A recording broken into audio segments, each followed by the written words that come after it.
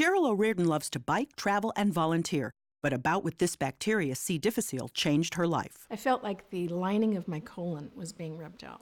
I needed to be near a washroom at all times. Dr. Stuart Johnson from Loyola University Health System treated Cheryl for her C. diff infection. C. diff is an opportunistic bacteria, and it can travel down the gut, start to replicate, produce the toxins, and cause the manifestations that we refer to as C. diff. About 25 to 30% of patients see a return of the infection. However, some patients carry strains of C. diff that do not make the toxins that are responsible for symptoms of infection, in this case, severe diarrhea.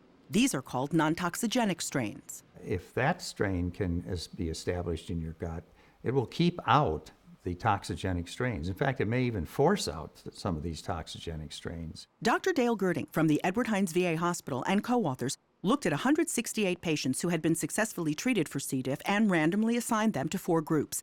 3 of the groups received varying doses of the nontoxigenic C. diff strain. The 4th group received a placebo. The secret clearly was to get these patients to be colonized with this nontoxigenic strain, which just means that these strains set up housekeeping in the GI tract. We got about 70% of patients to colonize with this strain after treatment. This study appears in JAMA, Journal of the American Medical Association. We were able to reduce the recurrence rate from 30% in the placebo group down to 11% for all patients who got the non-toxigenic strain. And for the dose that worked the best, the recurrence rate was 5%. Administration of non-toxigenic strains did not result in any severe side effects compared with placebo. It's the first time that we've taken a strain of the same bacteria that causes the disease and actually used it as a preventive measure. Luckily, Cheryl did not have a recurrence of C. diff.